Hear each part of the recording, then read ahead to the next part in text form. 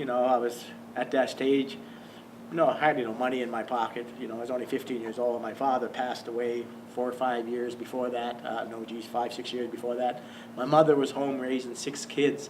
And so there was no such thing as ample money in the house to do anything. So you had to go out and do things for yourself. And I remember being on the shore one time, and I was cleaning a grill. At least, you know, we're a small salmon. And the blood from the fish was washing just on where the waves were hitting. And so as that was happening, the eels came in after the blood. Just unbelievable. And I had this thought, I'm going to sell eels. I'm going to go down DFO and get a license. And the reason why I thought that, there was a fellow on the river, his name was Kenny Sweezy, and he had pretty well a total monopoly on, you know, then I didn't know it was a commercial fishery, but it was a fish and eels, but it was a commercial eel fishery. He had a monopoly on it. It had 70 eel flukes all over the place. And so I went down to DFO, and you know, I walked in and I said, I want to buy an eel license. And of course, the individual there said, no problem, it's $50 a license. And I knew that because I did a little bit of research. And I said, I want to buy an eel license, $50, he said, and he said he needed some ID. And so anyways, at that time, that's all I had was my birth certificate, social insurance number, and Indian status card. And of course, I shouldn't have showed him the Indian status card. Because if I just showed it, he only wanted 2 pieces of ID, and I threw him 3. And it was those 3 cards I just mentioned. And he looked at them, he goes, oh, you're from Eel Ground. I said, yeah, I'm Guinness from Eel Ground. I'm Mike Guinness's boy. Oh, I know Mike. And I said, well, that's good. You know, I'm going to get a deep conversation over it. That's good. And he said, you don't need a license, Steve. I said, I don't need a license. I said, I'm going to sell them to a French or a Cormier there in Pointe-Saint-Pierre. Oh, you can't sell them, though. I said, why can't I sell them? And he said, well, you're a native. I said, but I want to buy a license. I said, oh, I can't sell you a license. And he said, why? I said, why? He said, because you're native. But I said, if I can't, I paid $50 for the license, so I could sell eels. You can't sell it to me because I'm native. And then if another person came in here and wasn't status, he can buy the license and go sell all he wants. And he said, yeah, you can eat all you want. And I said, if I didn't show you my status card, you wouldn't have known the difference. You would have sold me that license. And he said, yeah, but you showed me the status card. That was my first real taste of being prejudiced against. I could not believe it. And when I look at those days, and I look how far we came, in a lot of cases, I do see a lot of progression. But I find it depends on the sector. Fisheries have came a long ways. And you know, the eel experience, and then you look at Marshall, who took the eel case to court. And, you know, it's ironic, the similarities. And you watch how fishery progress, and you see at least how the federal government is trying to better the economic well-being of First Nations through access to fisheries. Mind you, they're failing in some areas with respect to protection and recognition, but at least the commercial side of it, it seems to be allowed to grow. There's more First Nations involved in fish, like commercial ventures, being from snow crab to lobster and to tuna fishing and so on. Okay, my name is Vince Barlow. I'm from Indian Island, First Nations. Born in Limestone, Maine. My parents were born in Limestone, Maine. My father was from Indian Island. That's where I was brought up. And of course, I spent the majority of my time in the United States. I came back about '83, and then I've been in Indian Island straight since that time. The first year I started hunting deer, I had a 12-gauge shotgun. That's all I had for a hunting weapon. And the first year I shot 7 deer. You know, there was a lot of deer at them times, and I never shoot does. I always shot bucks. Well, that's kind of a lie. I shot maybe a couple of bucks, a couple of does. But I'm a buck shooter. I don't shoot does. And I shot them all with a shotgun. And my very first deer I got, I walk into this old road. I'm going down this old road, and there's a big fields to my right, but the deer was still in the woods. I looked over and I seen the deer. And just happened that day, I was talking to my dad, and he said, there's a dummy deer down in Charlotte. He said, somebody put a dummy deer up there. He said, be careful, don't shoot at it. So I'm walking in this road and I see these great big bucks standing there. I looked at that and I said, that got to be that dummy deer my dad was talking about. The deer was standing maybe here to the wall. I said, what the hell, I'm going to shoot at it anyway. I shot, the deer never moved. Never moved. I said, the dummy deer. So I load another shell and I started walking to it. That deer wanted to die so badly. I walk about half the distance to me. I could even see the black on his feet. I said, that's got to be a real one. So I up and I shot the deer, and the deer fell. But that deer wanted to die so bad that he just stood there and waited for me. The most memorable deer we ever shot, we ever killed, we didn't shoot it, we killed it. Me and my brother-in-law, we went snowshoeing in the winter, we went looking for deer. And the deer was out on the dam. There was a big dam there out in the dam, so we chased him off the dam with snowshoes. And deer started in the woods and he couldn't go anywhere because the snow was deep. And all we had was a knife, we had no gun. So I killed it with a knife. My brother-in-law hold on to him while I killed him. That was, we killed a deer without a gun. How old were you? Oh, we were 15, 16. We were young kids. Yeah, that was some of my best memories. I don't kill as much now. I still hunt every day, but we don't hunt with a camera. Yeah, hunt with a camera. Last year, we had a camera. We came to Bathurst, and then we were driving up into the southeast through Bathurst, and we went to where we usually hunt. We were driving down this road, and there was a moose laying down and one standing. It was two big bulls. So she said, there's a moose right there.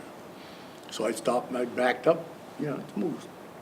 Got out with my rifle and shot the moose, and it went down like a ton of bricks. So we had just left Bathurst. We were all dressed up. We had no hunting clothes, so we went back in the truck and we changed our clothes. We had to carry our clothes with us. And we were starting to walk down. I grabbed my camera to go down. She said, are you taking your rifle? I said, we killed one. I said, and the other one was still standing here. I said, we killed one, that's all I want. I said, I'll take a picture of the other one. So I took a picture of the moose, got a picture of the one that was up, live, and the one that was laying down dead. I make 2 more steps, that moose got up and took off, and we never got it. We lost it. And that's after about, what, 10 minutes? 10 minutes. About 10 minutes.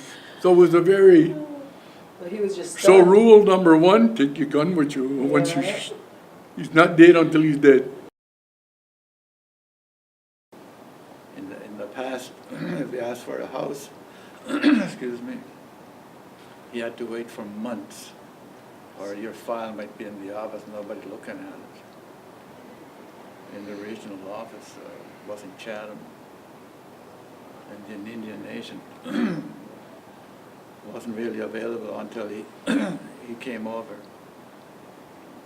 Well, for example, when my father had his house built, standard sized houses was 2-story, 20 by 20, and that he had to make that. Well, my father said, that's only too small. So he added 2 more feet to the foundation. And they started building. And when the Indian agent came around, there was already a floor on it. And he took a measurement of it. It was 20 by 22 or something like that. He got real mad. He said, I told you 20 by 20, not 22 or 24 by 20. My father didn't say nothing really, but it was too late. But that extra 2 feet, because there was 8 of us in the family. 10 of us with my mother and father, and that was pretty crowded. And I think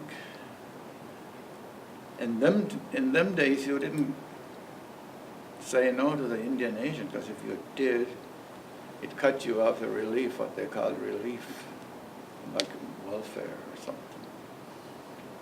But I remember we worked in the woods and cotton pulp. Went to Maine in the fall and stuff like that, picking potatoes. And then that time, every spring we got a bag of seed potatoes and a bag of fertilizer. Every household got it. And then they stopped doing that after we got our own offices, Indian offices going. And then ever since then, there were changes, which were good, some not so good. Some governments cut back on, and then when present government came into being, it wasn't too bad. There were a lot of promises made, and some of them were okay, but there's delay. In the province, I don't know. What I heard, well, even like yesterday, we'll think about it. But overall, we have more power. My parents had, the first child they had was a boy. Then they had 7 girls in a row. And my mom had TB. So at that time they had to send you away. I don't know what, I think she was sent to Riverglades in Moncton, around Moncton area. And she was there for, I think it was 18 months.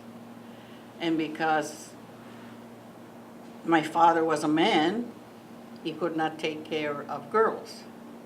This Indian agent people said that he couldn't take care of girls. And he had nobody else but girls. So the chief, I remember it was the chief, and it was the RCMP, and it was an Indian agent that came in this big station wagon. And they came to the house, and they told us to get in the car.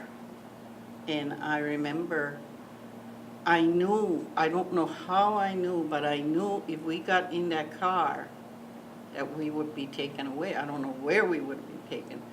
So my father worked for this company, Anderson's company. It was a fishing plant company. They got lobsters and they cooked them and they canned them. And so I ran. I knew I had to get him. And I don't know, it must have been about maybe a mile or 2. And I ran and I told him, they're taking us away. And he started running, and I know he left me because I could see him running, and I was trying to catch up. And when I finally got home, he was on the porch. It was a small little porch. And he was standing there, and he was telling them that, and the RCMP was standing there with his gun out. I don't know what he wanted to do with the gun. And my father said that, you want to take my kids? And he said, yeah, because men cannot take care of girl children. I don't know why. And he said, well, then you're going to have to kill every goddamn one of them and me, because you're not taking them.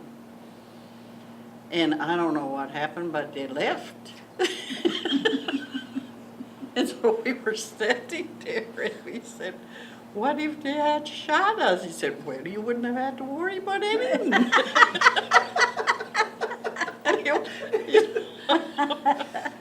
It was like, holy, that was you shouldn't have told him that they might have shot us. He said, I wasn't going to let them take you away. The only way they were going to take us was we were going together.